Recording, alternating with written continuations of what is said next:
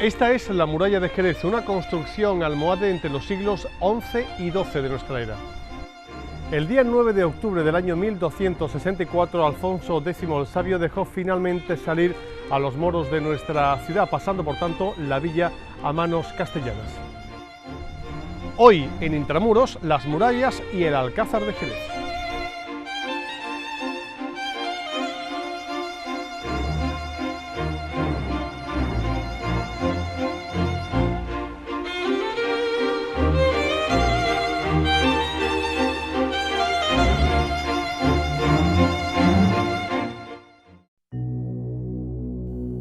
Los orígenes de Jerez como ciudad se pierden un poco en la nebulosa de los tiempos, aunque, según todos los historiadores, comienza a surgir un núcleo urbano que se convierte en una ciudad codiciada ya en la época de dominación islámica. Cuando verdaderamente tiene ya importancia Jerez como ciudad es en tiempo de los árabes. Parece que no debió ser anterior al siglo IX, adquiriendo su definitiva fisonomía urbana en torno a los siglos XI y XII, al construirse la muralla y el alcázar, que son de época almohade. Bueno, del siglo X, los datos que tenemos son a partir de las biografías de los sabios que habitaron la ciudad de Jerez a partir del siglo IX. Jerez probablemente sea una fundación del siglo VIII, y en el siglo X es cuando las autoridades envían a la ciudad a faquíes, ulemas, gente muy puesta en lo que era el saber religioso, gente que dominaba la ciencia religiosa, por supuesto, para establecer lo que era la ley islámica ya en suelo, no solo jerezano, en suelo el suelo recién conquistado de la península ibérica, al Andaluz. Y en Jerez lo que tenemos hasta ahora son datos de estos sabios que habitaban la ciudad y que tenían determinados oficios, ¿no? Todos ellos relacionados con el saber. Eran maestros, muchos, o la gran mayoría eran sabios que se dedicaron a proclamar la oración del viernes. Lo que nos están diciendo las fuentes de una manera indirecta es que Jerez ya era en el siglo X una ciudad totalmente islamizada, una ciudad musulmana, andalusí, con todos sus elementos básicos. Una mezquita aljama, por supuesto, probablemente una muralla, baños y los demás componentes que consideramos clave para distinguir a una ciudad musulmana de una ciudad pues cristiana o no musulmana.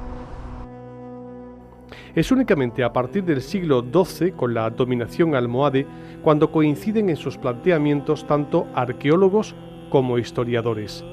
Por ello, a partir de aquí, es cuando podemos empezar a hablar de la ciudad de Jerez en su actual localización geográfica, y es en este momento de su historia cuando nace una estructura urbana que dará lugar, con las lógicas transformaciones y natural crecimiento, a la configuración del actual conjunto histórico.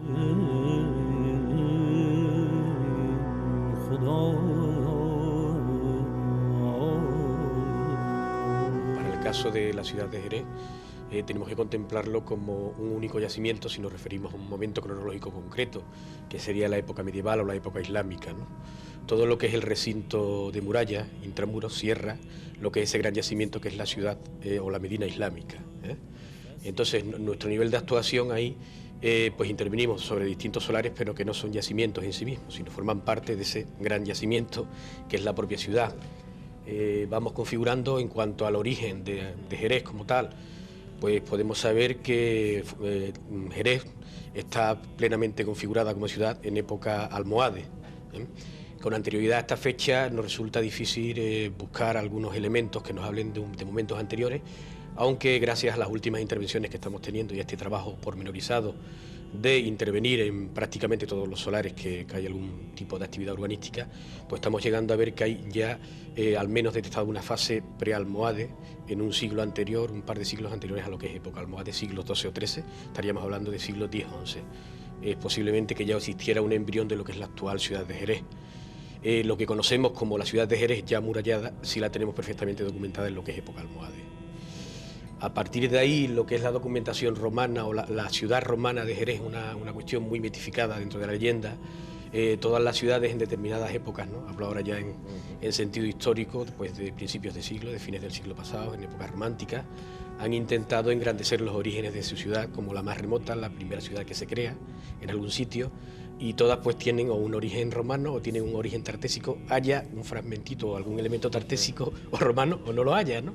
E incluso a veces pues han aparecido materiales fuera de contexto, como es en el caso de Jerez, algún elemento romano que se ha intentado interpretar pues como parte de la ciudad romana de Jerez. Prácticamente tenemos comprobado que la mayoría de los elementos de época romana, más destacables como son estatuas o algunos elementos de columnas, provienen de un yacimiento muy cercano a la ciudad de Jerez actual, que es Mesas de Asta, que es realmente el núcleo importante en época romana. En cuanto a la formación real de lo que es la Jerez actual, ¿no?, en la que pisamos como Jerez ciudad actual, no tiene un origen romano. Sí detectamos en el entorno de lo que es la ciudad, más o menos en áreas periféricas, una serie de puntos que son alfares o zonas de actividad económica de época romana, que van indicando pues una serie de zonas de paso relacionadas con vías de comunicación hacia el Guadalete, hacia Cádiz, pero no existe como tal un núcleo urbano romano, existen caseríos, lo que se llaman villae romanas. Con anterioridad a la ocupación romana sí tenemos también detectado en lo que es el actual solar de la ciudad de Jerez, pues tenemos detectado elementos mucho más antiguos, corresponden a la edad del cobre, a la época calcolítica, hace aproximadamente unos 5.000 años, y en algunos puntos del centro de Jerez estamos llegando a detectar lo que son silos de almacenamiento, son fosos excavados en el terreno natural que contienen elementos de la época de la edad del cobre. Efectivamente, a la llegada de los musulmanes, Jerez se reducía a un castillo o fortaleza con unas calles a su alrededor, careciendo incluso de murallas. Este castillo estaba emplazado en el mismo lugar que ocupa hoy el Alcázar y las calles eran las del actual entorno de la catedral. Los musulmanes debieron amurallar este recinto, que con el tiempo resultó insuficiente ante el crecimiento de la ciudad, surgiendo un asentamiento vecino en la actual zona de San Dionisio.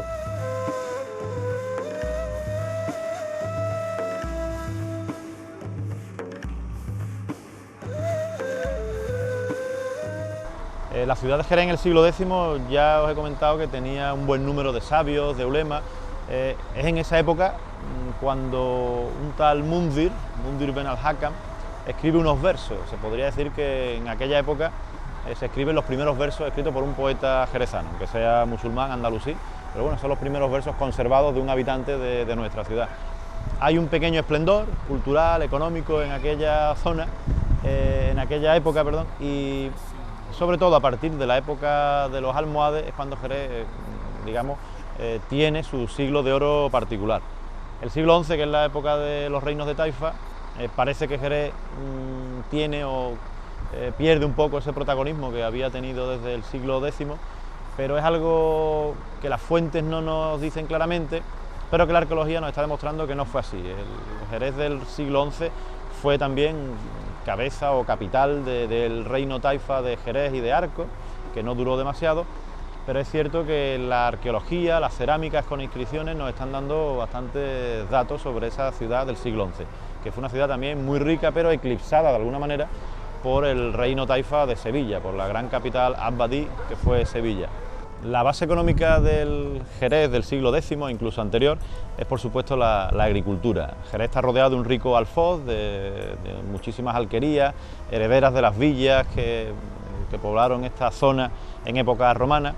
Y si en época imperial la zona de Jerez, donde hoy está ubicada Jerez, lo que era la provincia de Cádiz o Gades, fue el granero de Roma, como así se llamaba, en época musulmana también fue una de las zonas, de las regiones, que más impuestos aportaba a Córdoba.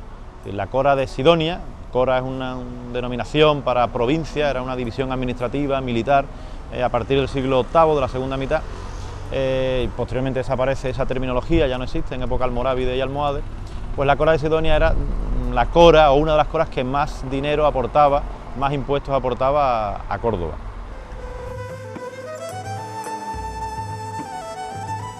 Esta estructura urbanística es la que encuentra Alfonso VII cuando en el año 1133, casi al final del período almorávide, asalta la ciudad incendiando sus principales edificios y derribando sus muros hasta una cuarta del suelo. Tras ese asalto, la necesaria reconstrucción de la ciudad impuso un nuevo planteamiento, levantándose una cerca mucho más amplia que la anterior, que englobaría tanto el primitivo núcleo amurallado en torno al castillo como al nuevo vecindario surgido en la zona de San Dionisio. La reconstrucción de la muralla comenzó, pues, a finales de la época almorávide, realizándose durante el periodo almohade, que se inicia para Jerez en 1146. Las mismas vicisitudes se suponen para la construcción del Alcázar. La muralla de Jerez es como, podríamos decir que es de hormigón. Realmente es una amalgama de hormigón. Me parece que es el hormigón que se hacía en esa época, que es igual que se hace el hormigón de ahora. Lo que sucede es que en vez de utilizar cemento, que el cemento nuestro pues es capaz de fundir bajo agua, bueno, y tiene una resistencia muy superior, ¿no? Y es capaz de hacer mucha más fuerza. Lo que se utilizaba antiguamente era la cal. Y entonces la cal produce también un hormigón. Lo que pasa en un hormigón, en cierta manera, bueno, no tampoco tan débil, puesto que la muralla de Naí, sin haberla cuidado más de 1000 años, y hay trozos que ahí están, ¿no? O sea, que dice que este hormigón también aguantaba. Ellos cogían unos maderos, se hacía un cajón, aguantaba por dentro también con unas maderas para que no volcara, se sujetaba, y se le echaba dentro pues restos de cerámica, arena, piedra, una serie de material que diera la dureza, y todo eso a todo eso se le echaba cal, agua y se apisonaba, ¿no? Entonces había unos señores que se metían dentro, iban apisonando, iban creando una argamasa que luego al secar pues le daba muchísima fuerza. Ahí normalmente la muralla de Jerez tiene entre 2,5 metros y 2 metros de ancho, o sea, quiere decir con esto de que es un muro robusto y hecho de esta manera. Una vez terminaban, quitaban las maderas y se iban más arriba, y así iban subiendo y iban alargando, teniendo la precaución de que si aquí tengo una madera, no ponerla arriba, sino contrapeándola, o sea, para que, como está poniendo piedra. Hay trozos que se sabe que luego incluso le echaron estuco y le pintaron piedra para que pareciera que era una muralla de piedra, pero realmente no fue nunca de piedra. Algunas esquinas sí, ¿no? Pero lo habitual de la muralla y del Alcázar es que estuviese hecho con argamasa. Esta argamasa se conoce desde la época romana, esta forma de construcción. Y ya digo, y es una forma fuerte, interesante y buena. Por lo que respecta a las puertas, estas eran, al igual que la muralla, de tapial, con forma de doble ángulo recto. Las puertas de la época almohade fueron 4, añadiéndosele en época cristiana algunas otras para facilitar las comunicaciones entre el interior de las murallas y los arrabales que iban surgiendo. Se trata de la Puerta Real o del Marmolejo, Puerta de Sevilla,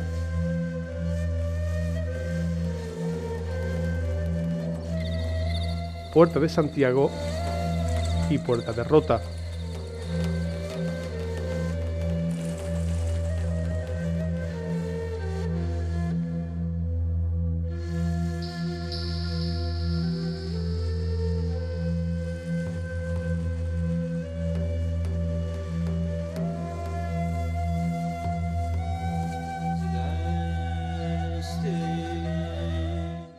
Por la muralla, solo de que cuando lo descubrió un arqueólogo y vio que la muralla de Jerez, sobre todo los torreones, había un perfil de armena y luego está recrecido.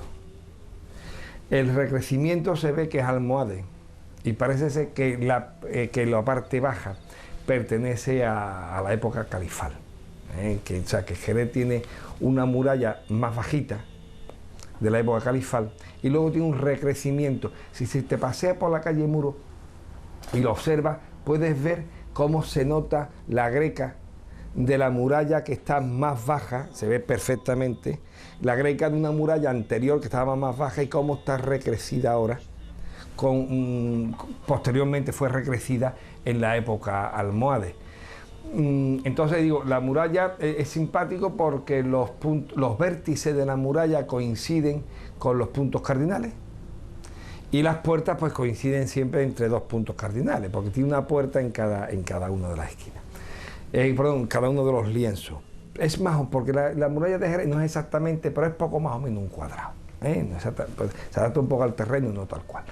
Entonces, pues tiene la esquina que da al norte, que es la esquina entre Porvera y Muro, perdón, y Callancha, entre Porvera y Callancha, que da al norte. La que da al oeste es la torre esa grandota que está arriba de la Cuesta de la Chaparra, o mejor dicho, Cuesta del Caracol, porque ya la parte de arriba es la Ronda del Caracol. La parte sur hace la esquina, la torre octogonal del Alcázar. Bueno, y la parte que da al este, pues la esquina donde está posicionada la Puerta Real, más o menos, que es aquella zona. La ciudad islámica estaba dividida en barrios con mezquita propia y mercado. Sus calles eran estrechas y tortuosas, con casas de pocos y pequeños ventanales al exterior. Durante el período almohade, el perímetro intramuros se urbanizó completamente.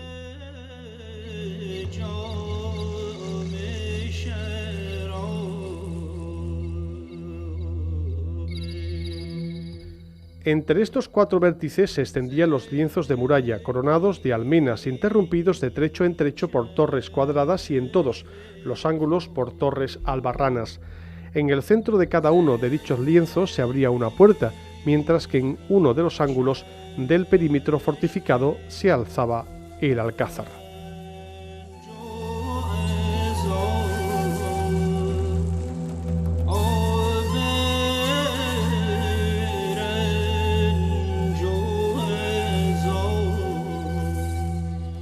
Entonces estamos en este pequeño habitáculo, que realmente es muy pequeño, pero que tiene magia, ¿no? Por supuesto, luego, bueno, pues la austeridad de esta mezquita, ¿no? Las paredes desnudas, el ladrillo caravista, pero sin embargo vemos la estructura arquitectónica, la planta, el cuadrado que pasa a la cúpula a través al octógono a través de las trompas, el arco de herradura, el alfiz, las bóvedas, nada más. Hay un equilibrio en las proporciones que es maravilloso, en pequeñas proporciones. Nos vamos a los baños y ocurre lo mismo. Es en miniatura, es el mismo esquema de unos baños públicos, la sala fría, la templada, la caliente, y sin embargo las proporciones son las justas. Una bombonera, con esas bóvedas preciosas, además un repertorio de bóvedas fantástico, los lucernarios en forma de estrella. Tiene algo, tiene una magia, no sé cómo explicarlo.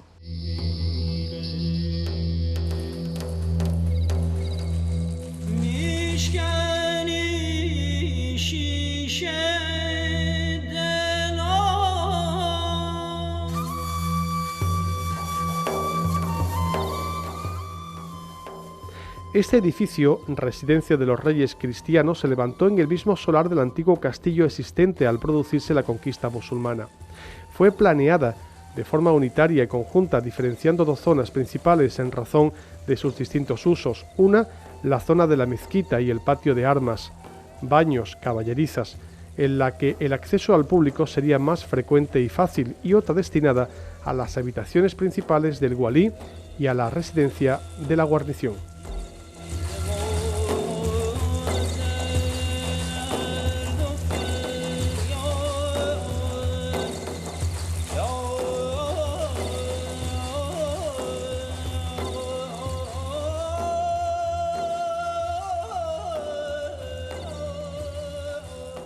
Durante el otoño de 1264 y a todo lo largo de 1265 se realizaron campañas para restablecer y recuperar los territorios perdidos. Se conquistaron por la fuerza de las armas Jerez, Medina, Sidonia, Arcos, Lebrija y Vejer. La población musulmana fue expulsada de sus antiguas villas y ciudades, procediéndose de inmediato a su repoblación con cristianos de los territorios ocupados. Así sucedió en Jerez. Iniciadas las conversaciones de rendición, Alfonso X se avino a dejar salir de Jerez a los moros, pasando la villa a manos castellanas el día 9 de octubre de 1264, fiesta de San Dionisio. Según la tradición, la ciudad se incorporó a los dominios cristianos en frontera, de ahí su denominación. Según el libro del repartimiento en Jerez, se asentaron 1.711 repobladores cristianos. 90 judíos y 7 mudéjares. Otro rasgo de la sociedad es la existencia, junto a una mayoría dominante, de cristianos, de minorías religioso-étnicas, de judíos y musulmanes.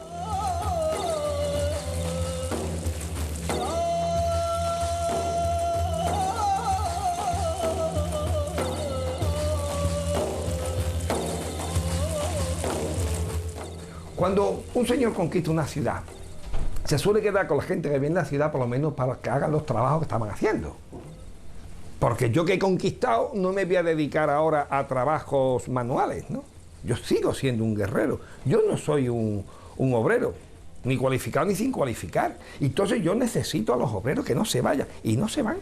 Y se quedan en Jerez, toda esa gente. Sí, posiblemente se fueron todo aquel que se pudo demostrar o no pudo demostrar la no participación, ¿no? O sea, todo el que participó en aquella famosa guerra o lucha en el Alcázar, donde mataron a Fortún de Torres y toda esta gente, posiblemente toda esa gente lo echarían o se fueron antes de que vinieran los cristianos porque sabían que iban a por ellos. Pero el resto, que eran musulmanes normales, con perdón, en Jerez había muchísimos mozárabes. En el Jerez anterior a la conquista cristiana había muchos mozárabes. Ese mozárabe no tenía por qué ir si era cristiano. O sea, ese mozárabe se quedó. Se sabe que se quedaron los judíos, porque incluso en el repartimiento hay una casa que se le da a la hija, puesto que su padre murió por colaboracionista. O sea, por haber estado aquí dentro haciéndole trabajo a los cristianos, ¿no? Entonces lo mataron y el rey castellano, en prueba de que el hombre se había portado bien con él, pero mal con su gente, pues le dan una casa. Entonces se sabe que los judíos se quedan, se sabe que los mozárabes se quedan, y me imagino que se quedarían todos los musulmanes que se convirtieron al cristianismo, que después serán los cristianos viejos. Cuando pasen con el tiempo ellos serán los cristianos de toda la vida. Bueno, pues toda esa gente se quedaron. Y posiblemente si se fueron, cuando un señor le adquirió una viña, tuvo que decir, oye, esta viña es quien la llevaba. Pues la llevaba fulano, oye, pues vete a por él, porque yo quiero que la viña produzca. Y me interesa más que la viña produzca al hecho de que, pues, ¿cómo es musulmán que se vaya? No, que se venga y me arregle la viña. Entonces todo ese tema es muy revisable dentro de la historia, los que se marcharon, no se marcharon, los que se quedaron aquí, ¿no? Los judíos vivían en la judería y disponían de 2 sinagogas. Los mudéjares tenían alcalde propio, al menos al principio, y se reservaron para el culto una de las mezquitas existentes en el momento de la conquista. Unos y otros eran tolerados y protegidos por las leyes, pero a la vez segregados. La ciudad se dividió en diferentes distritos o collaciones correspondientes a las 6 parroquias que se crearon, una dedicada a El Salvador, otra al patrono de la ciudad, San Dionisio, y las 4 restantes dedicadas a los evangelistas, San Mateo, San Lucas, San Marcos y San Juan. Y cuando el rey Alfonso X decide expulsar a los musulmanes de la ciudad, lo que sucede es que todo ese saber, todo ese patrimonio que nos habían ido legando cultural e intelectual, se aleja de Jerez y se queda en Algeciras, en Málaga, al otro lado del estrecho, en el norte de África, y Jerez se queda con una población bastante menor. Estudiando el libro de repartimiento, los profesores González Jiménez de Sevilla, el profesor González Jiménez de Sevilla estipuló una cantidad de habitantes en torno a los 7.000 habitantes, algo menos, más de la mitad menos de lo que habitó el Jerez del siglo XIII en época musulmana, en época andalusí. ¿Qué sucedió con las murallas? Las murallas se fueron deteriorando, por supuesto, después de la toma de Jerez, y de la muralla pues queda lo que todavía ahí conservamos, que es bastante, pero que no se conserva en su totalidad, por supuesto, debido a todos los cambios que hubo, la ampliación de la ciudad, los arrabales, etc. Lo que sí es significativo es considerarla, o digamos, decir que la muralla no es una muralla almohade en su fisonomía, digamos, primitiva. Es probable que fuera una muralla anterior, del siglo X como mínimo. De hecho, Laureano Aguilar, arqueólogo del Museo de aquí de Jerez, descubrió en la calle Ancha ciertas construcciones que podían ser anteriores a ese siglo XII, que se podían datar en el siglo XI. Si tenemos en cuenta que había una inscripción con un tipo de caligrafía muy parecida a la letra Abbadí que se usaba en el Reino Taifa de Sevilla, podríamos decir que sí, que la muralla mínimo siglo XI, siglo X, fue su construcción. Las murallas, tras el alejamiento de la frontera, dejaron de ser útiles, derribándose y adosándose casas. Asimismo, se abrieron postigos que facilitarán el libre paso entre la ciudad intramuros y los arrabales. A partir del siglo XV, como consecuencia de la prosperidad económica, se construyeron importantes edificios: la iglesia de San Miguel, de Santiago, convento de San Francisco, la iglesia de la Merced, convento del Espíritu Santo, convento y claustro de Santo Domingo, cabildo, torre del homenaje del Alcázar, etc. Se podría decir que, aparte del Alcázar, junto al que estamos, ¿no?, el patrimonio que dejó el tiempo en el que la dominación musulmana estuvo en la ciudad, pues es un casco antiguo, una ciudad antigua bastante, que conserva de una manera bastante notoria esa fisonomía. De hecho, cuando se restauran casas o se tiran casas para intentar arreglarlas y demás, salen arcos del siglo XIII, siglo XIV, ya mudéjares también, pero herederos de esa ciudad andalusí que fue. Pasear por las calles del Jerez antiguo es pasear de alguna manera por una ciudad andalusí. Se conserva bastante de la fisonomía, por supuesto. No han quedado más restos, solamente queda la mezquita del Alcázar, porque cuando el rey Alfonso X el Sabio reconquista la ciudad, pues las antiguas mezquitas, que serían de un número más o menos de 18 cuando llega Alfonso X, se convierten en iglesias cristianas, por supuesto. No nos han dejado más restos, como en otras ciudades, que sí se conserva alguna mezquita, ¿no?, como podría ser en la propia ciudad de Toledo, que es verdad que, o Córdoba, por supuesto, pero bueno, ese legado que tenemos de lo que es la fisonomía de la ciudad, yo creo que es bastante significativo, aparte de este Alcázar, que también se conserva en muy buena medida y gracias también a la labor de los arqueólogos municipales. Todo se ha dicho.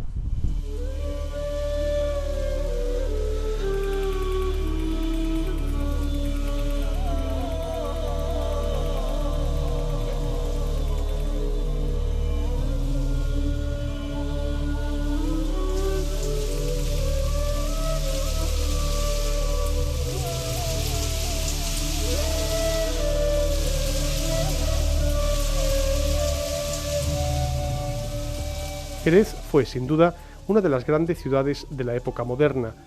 De su antiguo esplendor dan muestras sus edificios, ricos y solemnes, que aún hoy podemos contemplar.